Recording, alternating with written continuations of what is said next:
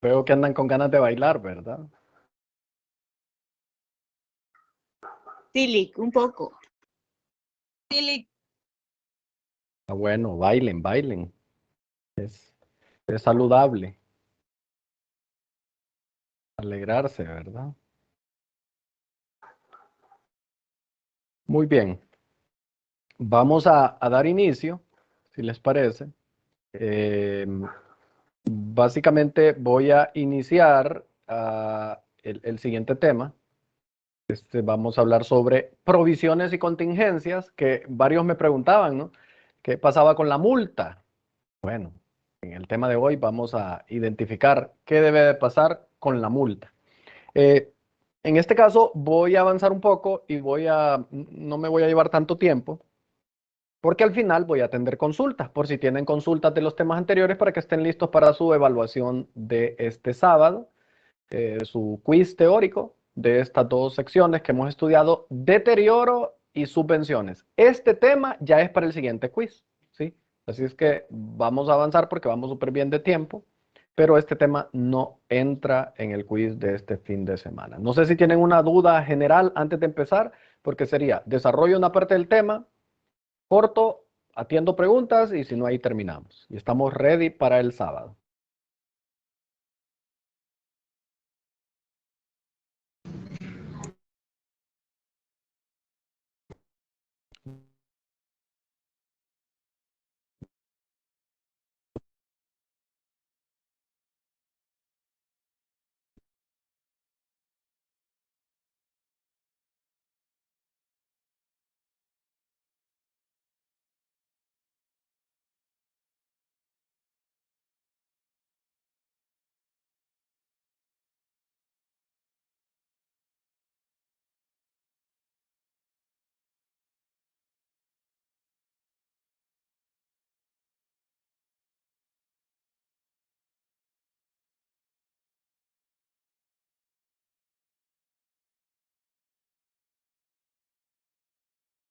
Voy a empezar a grabar, entonces ahí les pido que me ayuden con los micrófonos, ¿verdad?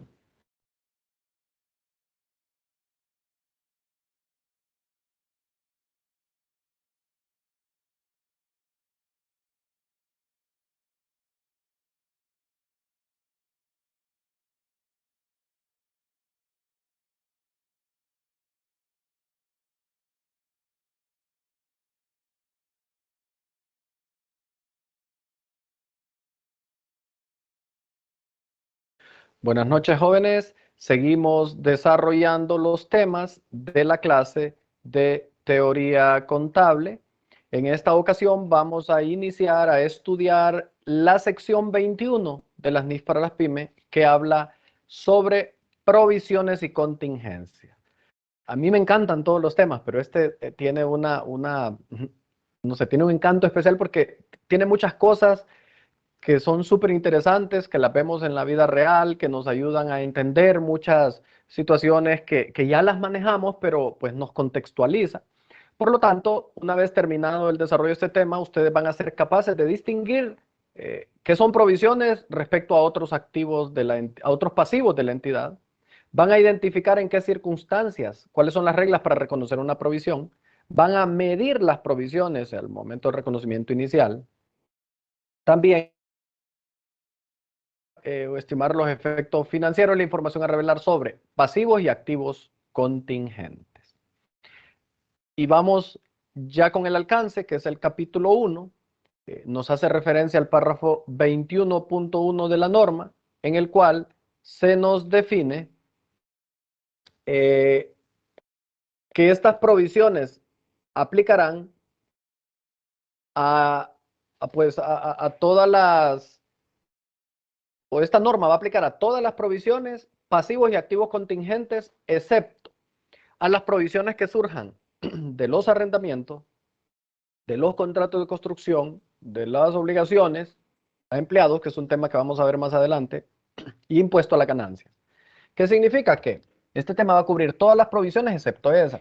Cuando nosotros estudiamos en arrendamiento, vemos por ahí que hay que registrar un pasivo por una obligación por arrendamiento, entonces ahí, obviamente, en la sección 20 se nos dictan las pautas para registrar ese pasivo. En los contratos de construcción, de igual manera. A veces hay provisiones por avances de obra, etcétera, etcétera. Entonces, ahí esa sección nos sintetizaba cómo se deben de contabilizar. Luego, la sección 28 nos va a dar las pautas sobre cómo se contabilizan los beneficios a empleados, igual que la 29, las impuestos a las ganancias. Los requerimientos de esta sección dice que no se van a aplicar a los pasivos financieros, porque en la sección 11, instrumentos financieros, vamos a escuchar hablar acerca de pasivos financieros, y ahí en ese tema justamente hay pues reglas para el tratamiento contable de esos pasivos financieros. Fíjense que en el siguiente párrafo hace una reflexión bien interesante, porque muchas veces en el Vox Populi, diría yo, en el día a día, nosotros podríamos llamarle a algunos pasivos reservas generales. Eso lo he visto. En una provisión le llamaron reserva general por pérdidas futuras. No fue bien, vamos a registrar una provisión, ¿verdad? Por pérdida futura. Ya se van a dar cuenta si eso es correcto o no es correcto de acuerdo a esta norma, ¿no? Localmente, pues todo es posible, porque al final en Honduras se hacen contabilidad basado en las políticas definidas por la administración y algunas prácticas que se han venido utilizando en nuestro medio. También aclara la norma acá que esas reservas generales no cumplen la definición de provisión o de pasivo conforme a esta sección, ¿verdad? También el párrafo 21.2 nos dice que los requerimientos de esta sección no se aplicarán a los contratos pendientes de construcción, de ejecución, excepto que sea un contrato de carácter oneroso. ¿Qué es un contrato de carácter oneroso? Aquí me voy adelantando. Es aquel que los costos superan los ingresos. Ya hay un apartadito más adelante, lo vamos a analizar. Y fíjense que a mí este párrafo 21.3 me gusta, porque a veces mal utilizamos, y digo mal utilizamos porque inclusive a mí me ha pasado, que decimos nosotros, voy a provisionar una factura de un proveedor, decimos. Y yo creo que todos nos entendemos cuando yo digo eso, voy a provisionar la factura de un proveedor. Pues todos entendemos realmente qué significa eso, ¿verdad? Pero en el contexto de esta norma es incorrecto, porque registrar la factura de un proveedor es un pasivo real, es un pasivo per se, ¿no? Es una cuenta por pagar como tal. Entonces, la provisión ya van a ver que es algo diferente, o a veces se utiliza provisión para deterioro del activo. Hay gente que podría decir eso, o provisión para cuentas incobrables. Hemos hablado, es una estimación para cuentas incobrables, es una estimación para activos deteriorados, es una depreciación acumulada. Entonces hay que tener cuidado, ¿verdad? Porque cuando utilicemos el concepto provisión, tenemos a partir de ahora que hacerlo en el contexto de esta sección, ¿sí? Y para ello, antes del reconocimiento inicial, aquí hay unos ejemplos que le van a ayudar a ir entendiendo qué son provisiones. Entonces, antes del reconocimiento inicial vamos a hacer no sé, quizás una reflexión acerca de lo que es una provisión. Vamos a empezar por un pasivo. Cuando una empresa compra al crédito, tiene una cuenta por pagar, proveedores, ¿cierto? Compra, le dan una factura, usted ya sabe quién es el beneficiario, o sea, quién es el proveedor, ya sabe el monto porque le están dando una factura que la va a pagar en 30 días, ya sabe la fecha de pago, por lo menos ya está pactada. Entonces, si se fijan, una cuenta por pagar, ya sea proveedores o un acreedor o hasta un préstamo por pagar, son obligaciones reales, concretas, con toda la información completa de una obligación que no hay duda. No hay duda en estas transacciones, ¿no? En las cuentas por pagar como tal, no hay duda. Algún servicio por pagar, etcétera, etcétera. ¿Por qué?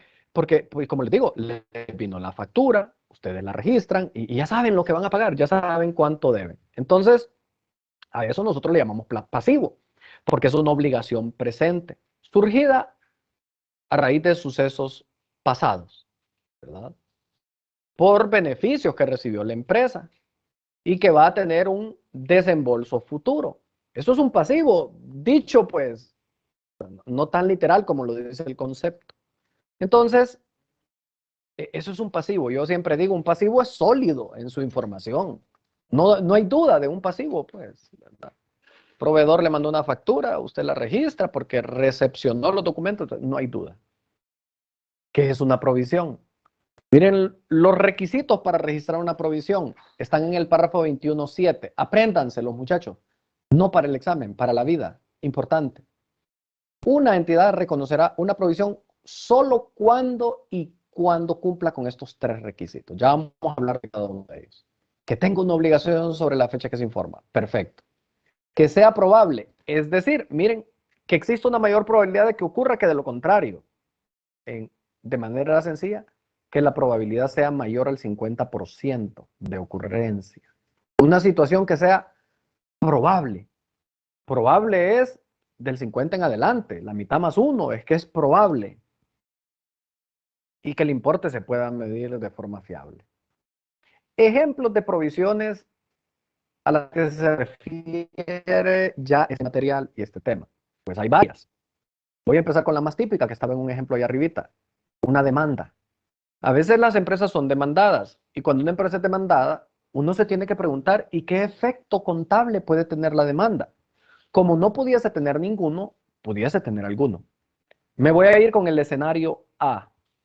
El abogado dice, te están demandando por daños y perjuicios porque tu fábrica está generando daños colaterales a la quebrada es una corriente que pasa por el pueblo y la gente del pueblo te demandó, los ambientalistas, y es un hecho. Hay evidencia que te estás contaminando la quebrada. Yo te recomiendo, le dice el abogado a la empresa, que crees una provisión, porque esa demanda va a pegar. El pueblo está haciendo una demanda por 10 millones de lempiras y yo creo que va a pegar, inclusive, pues podemos lograr que sean esos 10 millones porque podría ser hasta más. Le dice el abogado a la empresa. Ah, pero vean, es posible, le dice el abogado. ¿Por qué? Porque tienen que pasar meses o años, si es posible, para que el juez dictamine. Pero el criterio del abogado es muy importante, porque el abogado va a dar la pauta del B, que es la probabilidad. El A se cumple porque la entidad tiene una obligación, se cumple en función de la mezcla de la opinión del abogado, porque el abogado al decir que es muy probable de que vaya a haber una demanda, eso genera una obligación sobre la empresa, en automático se cumple el A. Y en automático se cumple el C porque dice, bueno, la demanda la interpusieron por 1 millón y creo que sí va a pegar.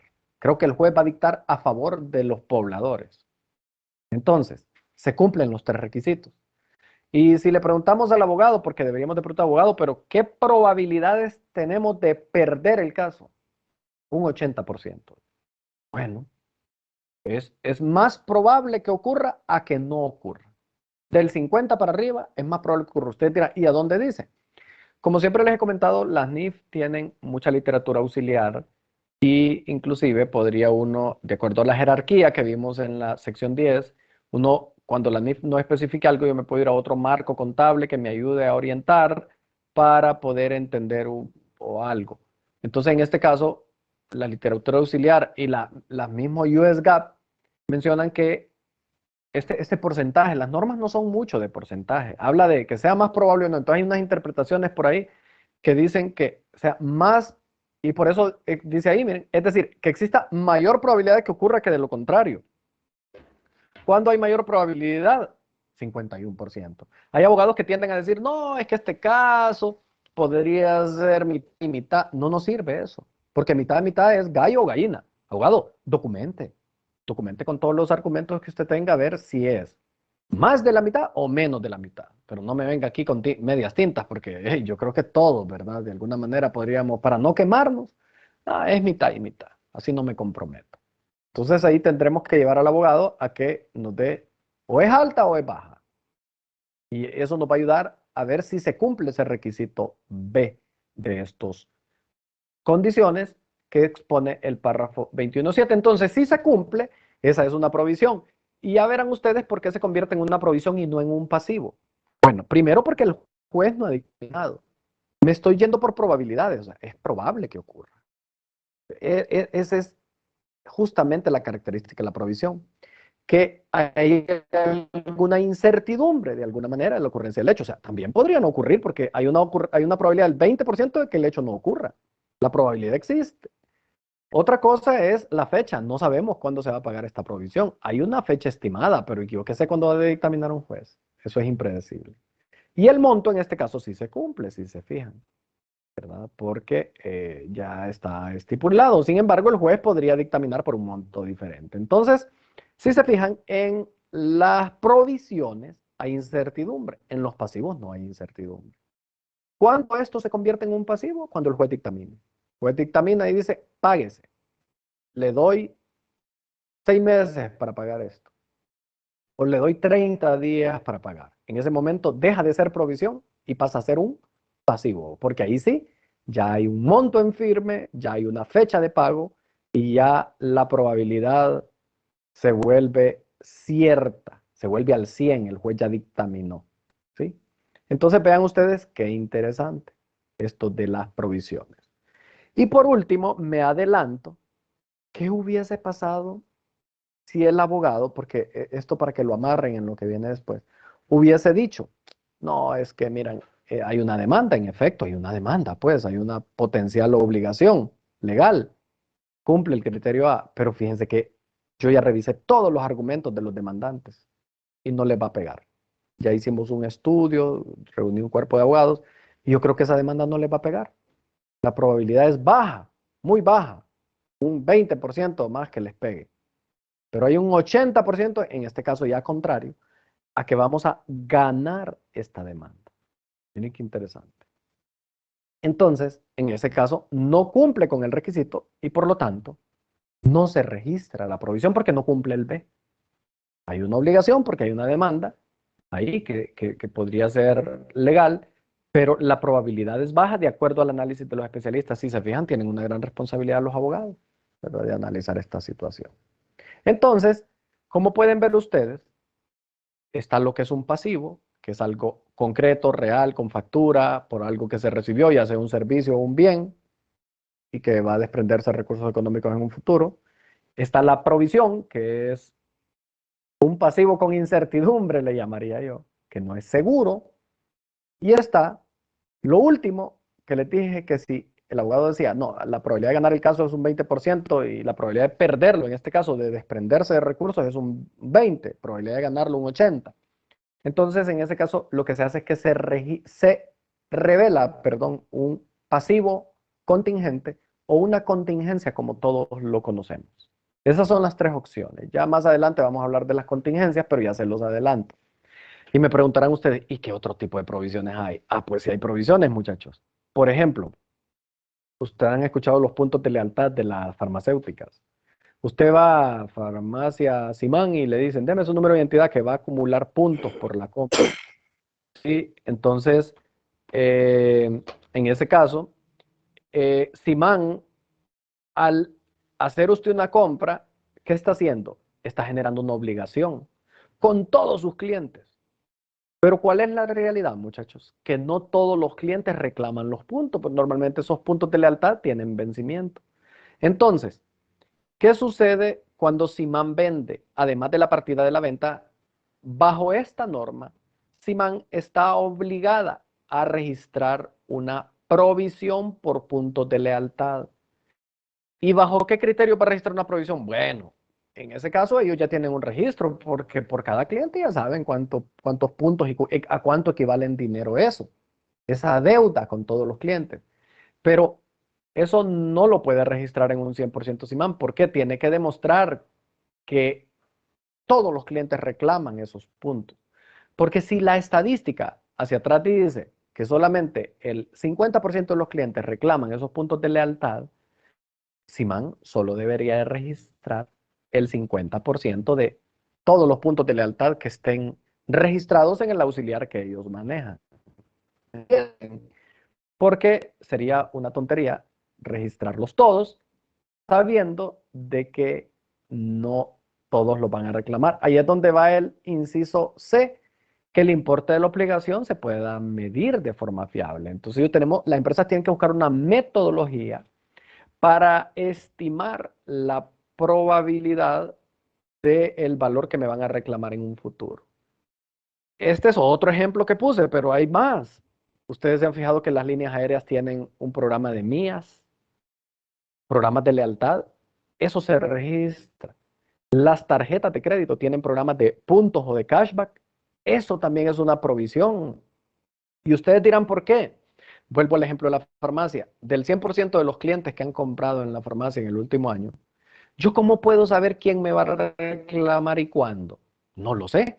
Por eso es que creo una provisión y utilizo alguna metodología que me haga llegar al mejor estimado de los reclamos que voy a tener en el futuro de mis clientes. Pero si yo tengo 10,000 clientes, yo exactamente no sé quiénes de esos clientes me van a reclamar. No lo sé. Por eso es una provisión, por eso no puede ser un pasivo, porque ya, repito, el pasivo es una obligación presente, surgida a raíz de algún suceso pasado que va a generar un desprendimiento de recursos a futuro. Pero un pasivo es concreto. Ya conozco todos los detalles del pasivo. Entonces, ya van entendiendo lo que es una provisión y entonces también hay otros negocios que tienen que crear una provisión cuando crean las garantías. ¿Se han fijado ustedes que si van a comprar un televisor o a una comercial, dice, compra una plancha, un electrodoméstico y tiene una garantía de 6 meses, tiene una garantía de 1 año? Esas garantías son una provisión. ¿Por qué? Porque para la empresa esa garantía podría estar un gasto. Cuando venga el reclamo, imagínense, vendieron un televisor y se arruinó y la empresa dice, bueno, mándela al taller y en el taller se lo arreglan, eso es un gasto para la empresa. Entonces la empresa tiene que tener, o cuando se vende un vehículo, si se fijan, dan una garantía en 60,000 kilómetros o 5 años, el que llegue primero. Porque la empresa, si alguien hace un reclamo por un desperfecto de fábrica, entonces la empresa tiene que hacerse cargo y para ello, entonces como ya se sabe que hay una potencial obligación o responsabilidad con quienes compraron, la empresa hace un mejor estimado de cuál puede ser el valor de, de esa provisión por garantías para poder hacerle frente a los reclamos futuros. Por lo tanto, les he dado varios ejemplos de lo que son provisiones y creo que ustedes inicialmente pues ya habían escuchado de muchas de estas y esto es lo que cabe dentro del tema de provisión. Y por último, no sé si ustedes han escuchado y esto lo tuvieron que haber visto en Conta 2 cuando les hablaron del costo de un activo, que el costo de un activo lo conforma X, Y, Z y también cualquier provisión por desmantelamiento. Aquí también me voy a adelantar a algo. ¿Qué suele suceder? Yo una vez audité una entidad eólica en Nicaragua. Entonces, fíjense que cuando estoy revisando los estados financieros me encuentro una provisión por desmantelamiento. ¿En qué consistía esta provisión? Es decir, un pasivo, una provisión por desmantelamiento. Consistía en que la entidad había rentado el terreno y ahí había instalado todas esas antenas eólicas. Al momento de la construcción, firmó una renta de 20 años, porque eso duraba la concesión que el gobierno le había dado para generar energía eólica. Pero como la empresa dice, una vez terminados los 20 años, el dueño del terreno me pide que desmantele todas estas torres. Y eso es una probabilidad, porque si no me renuevan el contrato, no llegamos a un acuerdo, o el gobierno no me renueva el contrato, yo estas eólicas no las voy a seguir utilizando. Entonces, eh, hago desde el momento inicial una provisión por desmantelamiento. Cotizo con los ingenieros cuánto me va a costar dentro de 20 años desmantelar esas antenas y eso lo dejo provisionado, ¿sí? Lo dejo provisionado para que cuando llegue el año 20, yo tenga ya una provisión, un pasivo de donde yo voy a pagar y hacerle frente a lo que le pague a los ingenieros para que desmantelen esas antenas. Esa es una provisión y esa provisión tiene una característica bien interesante porque ya lo van a ver en el reconocimiento posterior, porque yo determino el valor futuro, porque no es lo mismo lo que me va a costar desmantelar hoy que dentro de 20 años. Ustedes saben, hay inflación. Entonces yo hago un cálculo a futuro considerando las variables de inflación Y ese cálculo futuro lo traigo a valor presente descontada una tasa de interés de mercado, ¿verdad? Que me permita tener el valor presente de esa provisión por desmantelamiento y luego la voy incrementando en la medida vayan pasando los meses y los años. Ya lo vamos a ver más adelante, le voy a decir a dónde enmarca esto, pero les he dado varios ejemplos de lo que es una provisión. Creo que hoy tienen la claridad de lo que es una provisión. Para registrar una provisión, de todas las que yo les he mencionado, tienen que reunir los 3 requisitos que están aquí. Que haya una obligación, que sea probable y que se pueda estimar el monto de forma fiable. Miren, la obligación dice que puede ser legal o implícita para que lo lean. Hay un poquito más de teoría, pues, del inciso A, que la entidad tenga una obligación, ¿verdad? Y hay hasta un ejemplo, miren, esto se lo dejo, pero ya lo he hablado, tiene que existir alguna obligación, tiene que haber algo. Y vaya, por ejemplo, cuando las garantías, ¿por qué hay una obligación? Porque yo en la factura le pongo, pues, que le estoy dando una garantía, a pesar de que no es un documento legal, así como una escritura, pero comercialmente es válido eso, porque yo estoy ofreciendo una garantía. Si no, usted me puede llevar a la Comisión de la Protección al Consumidor y demandarme o denunciarme por estar dando falsa publicidad, ¿verdad? Entonces, la obligación puede ser legal o implícita, ¿verdad? Es muy importante que lo vayamos entendiendo y aquí pues hay una ampliación y un ejemplo acerca de lo que es una obligación para que ustedes vayan profundizando. ¿Que se puede estimar de forma fiable la obligación? Pues es el monto, ¿no?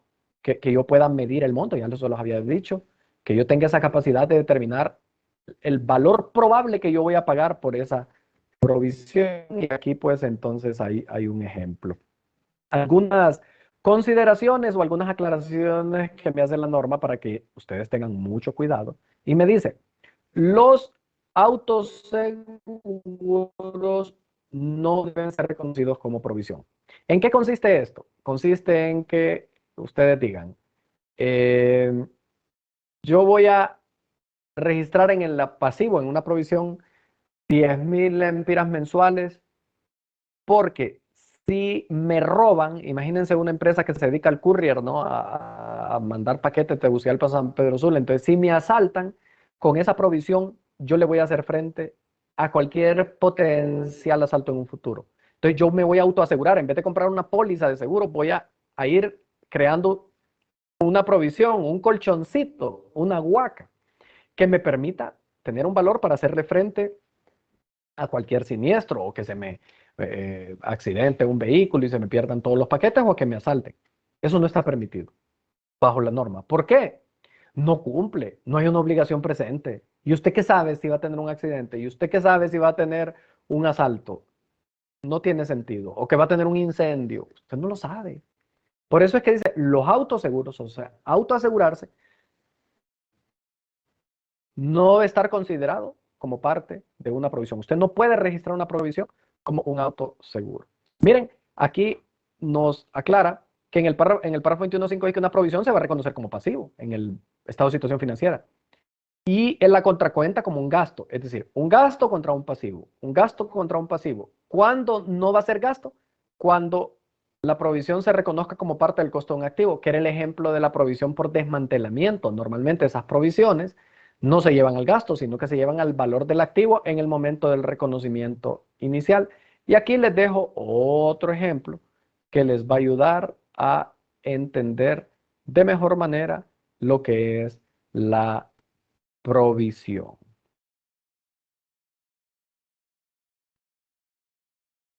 Me voy a quedar hoy por acá, porque solo quería introducir el tema. Creo que he explicado lo más interesante del tema, ¿verdad?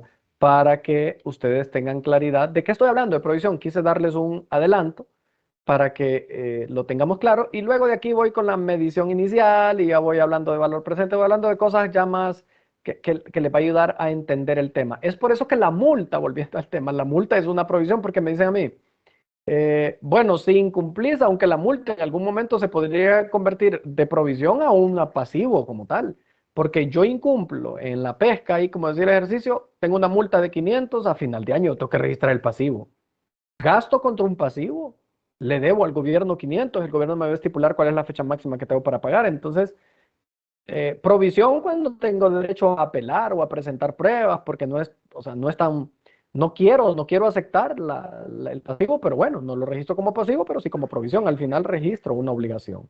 Entonces, un poco ahí para que tengan claro cómo funciona esto y que vayamos profundizando. En la siguiente clase vamos a terminar de cerrar el tema. Ahorita quedo atento para sus preguntas respecto a este tema o a los dos anteriores que son los que se van a evaluar este fin de semana. Les escucho si tienen consultas.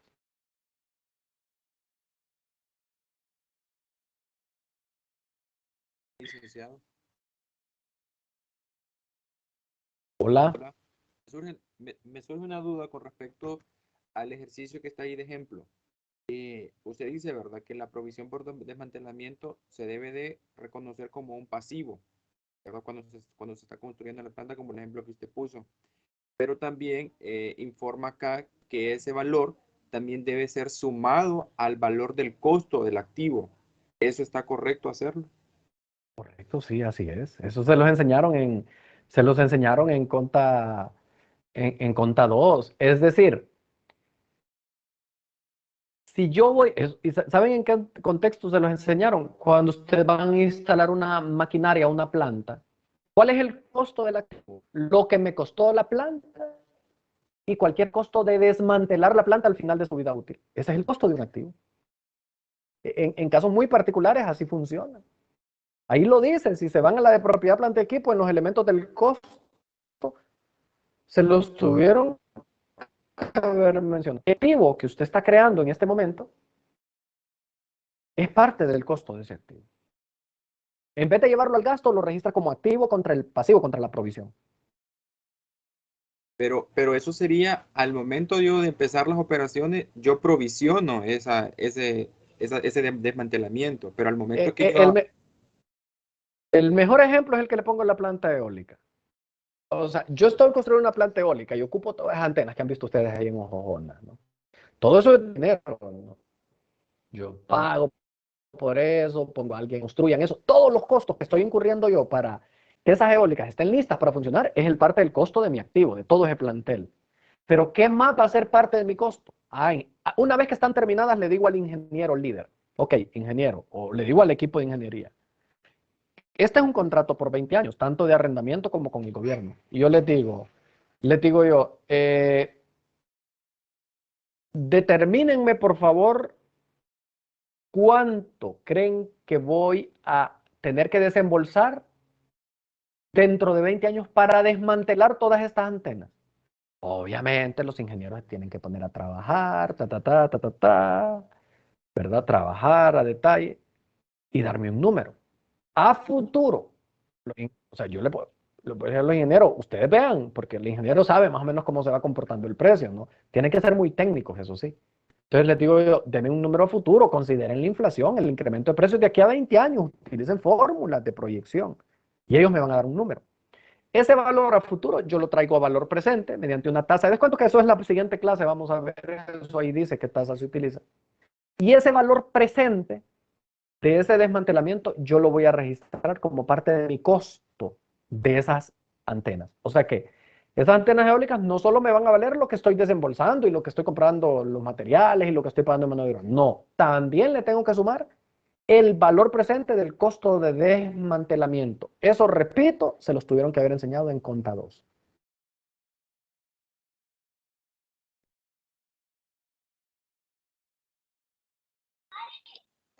Existe una provisión para el pasivo laboral también, ¿verdad? Fíjese que si usted se fija en el alcance, decía que esta norma no va a cubrir el pasivo laboral, los beneficios a empleados. ¿Por qué? Porque vamos a estudiar la sección de beneficios a empleados. Entonces, le contesto, ¿el pasivo laboral es una provisión? Sí lo es. ¿Está dentro del alcance de esta norma? No está dentro del alcance de esta norma. No sé si le contesto ahí. Sí, Orden, entonces.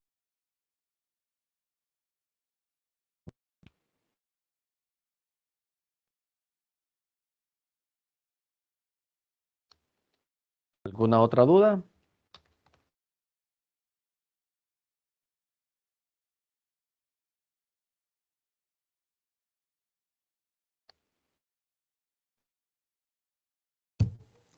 Licenciado.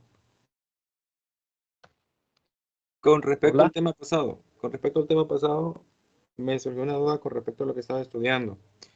Decía el ejercicio, había un ejercicio que decía que iba a ser con la reversión del deterioro. Con respecto a eso, sí me puse a dudar un poquito a lo que, bueno, usted, por decir así, al cierre de año, usted registra un deterioro por X valor, pero ya después usted hace la reversión. Independientemente de que a usted le den un precio de venta diferente al que usted registró al principio, usted lo que estaría devolviendo sería lo que deterioró en el año o tendría que ser algo diferente. Podría ser diferente, como en el ejercicio. Creo que estaba ahí, deterioré 12.000 empiras, ¿verdad? En los Ajá, inventarios. correcto, pero usted después le dan otro valor y vuelve a devolver otra vez los 12.000 Correcto. empiras. Entonces pueden haber varios escenarios. Si después de haber deteriorado el precio de venta de esos productos vuelve a ser el mismo antes del deterioro, yo reverso los 12.000 empiras, ¿verdad? Pero imagínense que el precio de venta vuelve a ser menor que antes del deterioro, pero mayor del valor que se había deteriorado. Es decir, por decir algo, yo tenía en valor en libros 100 y mi importe recuperable o mi precio de venta menos costos de venta es 90. ¿Qué hago ahí? Deterioro 10, ¿verdad? Van conmigo porque ocupo que me entiendan bien esto. Deterioro 10. Repito, tengo un valor en libros de 100 y tengo un precio de venta menos gastos de terminación y venta de 90, hay deterioro de 10. Entonces registro los 10 como deterioro. El año siguiente, el precio de venta, yo tengo el activo por 90 porque ya lo deterioré, ¿no?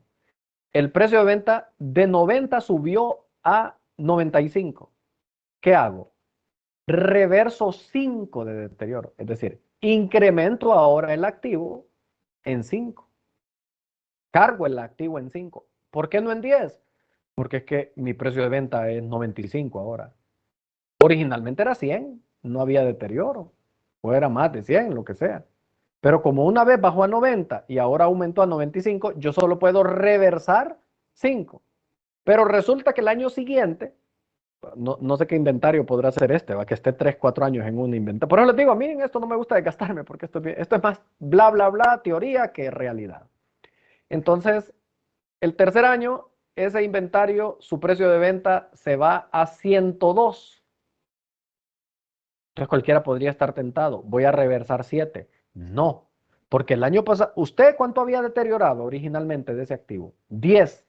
El año pasado ya reversó 5. ¿Cuánto le hace falta para volver a los 10 que originalmente tenía? 5, no 7. Entonces yo puedo reversar otros 5, no pasarme de 100. El activo no puede volver a estar registrado más de 100 porque originalmente estaba en 100. No puedo superar el 100, a pesar de que el precio de venta sea más que 100. Obviamente, si yo tengo un activo que en libros lo tengo registrado a 100 y lo puedo vender a más de 100, no hay deterioro, pues. Más bien voy a registrar una ganancia cuando venda el activo.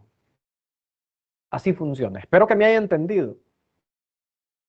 Entonces, licenciado, el punto de referencia, tomamos entonces el valor de precio de venta que teníamos anteriormente, no el nuevo que nos están dando. No, el precio de referencia es el valor en libros original. ¿Correcto? Usted no puede, cuando reverse, pasarse de ese valor en libros original antes de aplicar cualquier deterioro. Ah, ok. Ok, pues sí, ya lo entendí mejor. Lee, cuando tenemos propiedades de inversión medidas al costo, a esas sí le aplicamos este deterioro, ¿verdad? Sí, correcto, a esa sí. Valor razonable no, ¿por qué? Porque lo que les decía, no es porque no aplique el tema, sino que el modelo, ustedes tienen que entender qué es valor razonable. ¿Qué es valor razonable? Valor de mercado. Ya lo entendieron. Entonces, si el precio de mercado baja del activo, mi valor razonable va a bajar. Entonces, como no hay deterioro, muchachos, ahí. No, en un modelo, el valor razonable no cabe el deterioro porque el mismo mercado le va dando, puede registrar pérdidas también, ¿no? Entonces, por eso el deterioro solo aplica para el costo, para activos medidos al costo.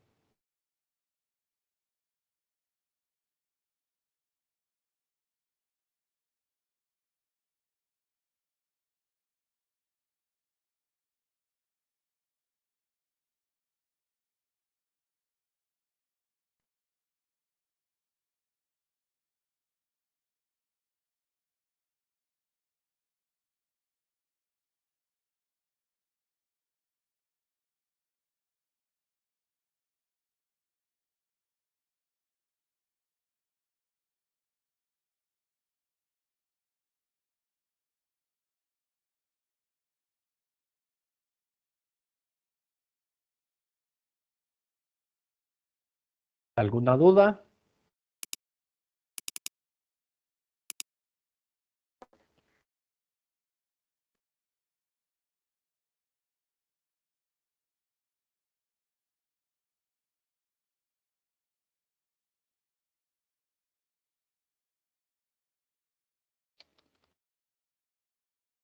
Bueno, jóvenes, si no hay duda, entonces por aquí lo dejamos. Nos encontramos en la siguiente clase, que es el lunes. El sábado 7:30 es la evaluación de los dos temas, deterioro y del tema de subvenciones del gobierno. Les deseo éxitos. No olviden que quede el chat de WhatsApp para hacer alguna pregunta respecto a los dos temas que vamos a evaluar el sábado en el quiz, rapidito, o para este tema de provisiones que hemos iniciado hoy. De mi parte, si no hay más, que tengan buenas noches.